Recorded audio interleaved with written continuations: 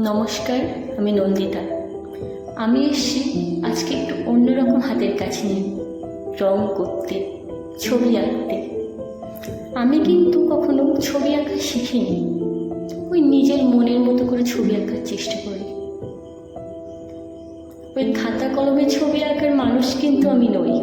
আমি অন্য কিছুতে ছবি আঁকতে ভালোবাসি। যেমন আজকে এই যে ফুলের টবটা, এটাতে আমি রং করবো, আমার মনের মতো করে রং করব। এই ফুলের টবটাতে আমি একটা মা আর তার বাচ্চার ছবি আঁকার চেষ্টা করছি। প্রথমে এই সাদা রংটা দিয়ে চারি সাইডে বর্ডার দিয়ে নেব, তারপর আস্তে আস্তে রংটা ফুটিয়ে তুলব এদের গায়ে। দেখি রঙের মধ্যে দিয়ে এদের কতটা আমি জাগিয়ে তুলতে পারি। তো যাই হোক, রং করা, ছবি আঁকা, কবিতা লেখা, গান করা, এই সবগুলোই আমার খুব পছন্দের শখ, ভালো লাগা শখ, যেটা মানুষ তার নিজের মনের খুশির জন্য করে, নিজের ভালো লাগা, ভালোবাসা থেকে করে। যে কাজটা করতে কেউ তাকে জোর করে না। আমার ছোটবেলা থেকে অনেক শখ ছিল, অনেক ভালো লাগার কাজ ছিল। প্রচুর কবিতা লিখেছি, ছবি এঁকেছি। এমনও হয়েছে পড়ার বই সামনে রেখে আমি কবিতা লিখতে বসে পড়েছি, বা অঙ্কের খাতাতে ছবি আঁকতে বসে পড়েছি। তার জন্য মা কিন্তু আমাকে কম বকেনি, বাবা কিন্তু আমাকে সবসময় উৎসাহ দিয়ে গেছে। আমার কবিতাগুলোর প্রধান শ্রোতা ছিল আমার মা আর বাবা। আমার লেখা কবিতা আমার বাবার খুব পছন্দ ছিল। কিছু কিছু কবিতা আছে আমার বাবা শুনতে খুব ভালোবাসত আমার থেকে, এখনও বাসে, কিন্তু সেভাবে এখন আর কিছুই করা হয়ে ওঠে না। না কবিতা লেখা হয়ে ওঠে, না ছবি আঁকা। সবগুলো কোথায় যেন একটা ধামাচাপা পড়ে গেছিল, নিভে যায়নি কিন্তু কখনোই। আজকে সেগুলোকে আবার নতুন করে জাগানোর চেষ্টা করছি।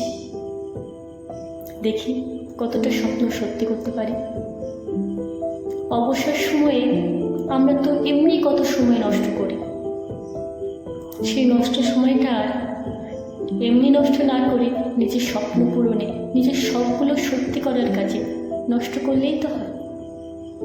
যা হোক, কথা বলতে বলতে কিন্তু আমার রং করা বেশ অনেকটা এগিয়ে গেছে, প্রায় শেষের দিকে, আর একটু বাকি আছে।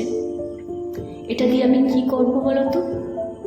এটা কিন্তু এইভাবেই শুধু রং করে আমি রেখে দেবো না, আর একটু কাজ আছে, সেটা শেষে দেখাবো, দেখতে থাকো। খুব বেশি ভালো রং কিন্তু আমি করতে পারি না, যেমন পাচ্ছি তেমনই করছি, চেষ্টা করছি আর কি। যা হোক, আমার ছোটবেলাটা খুব দস্যিপনায় কেটেছে। খুব চঞ্চল ছিলাম, শান্ত মেয়ে মোটেই ছিলাম না। এখনও হয়তো নই, কিন্তু অনেকটাই শান্ত হয়ে গেছি শান্ত পরিবেশে এসে। জীবনটা আগের থেকে একটু অন্যরকম ব্যস্ত হয়ে গেছে। সাংসারিক মানুষ আমি, সংসারটা নিয়ে একটু বেশিই ব্যস্ত থাকি। সেই ব্যস্ততার মধ্যে নিজের জন্য এখন একটু সময় খুঁজে নেওয়ার চেষ্টা করছি।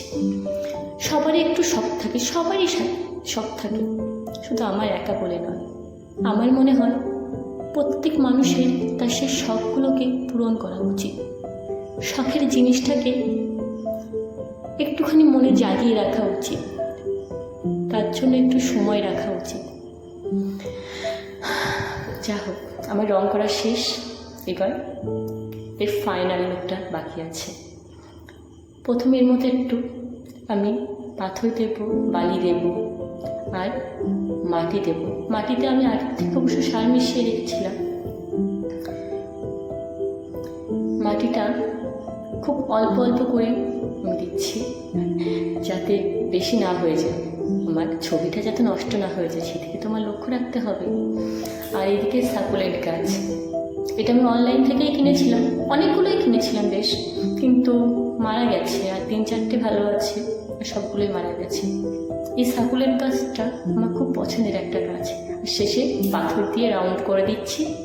পাথর দেওয়ার পরে কিন্তু লুকটাই বদলে গেছে পুরো, তাই না? কেমন লাগছে? আমার নিজের হাতে তৈরি জিনিস তো আমার নিজের কাছে খুবই ভালো লাগবে, সে যেমনই খারাপ হোক।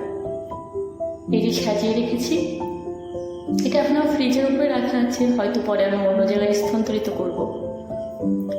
তো কেমন হয়েছে সবাই জানাবে, যদি ভালো লাগে একটা লাইক করবে আর কমেন্টে জানাবে কিন্তু তোমাদের কি শখের জিনিস আছে, তোমরা কোন কাজটা করতে ভালোবাসো। নমস্কার, ভালো থেকো সবাই, আবার দেখা হবে সামনের ভিডিওতে।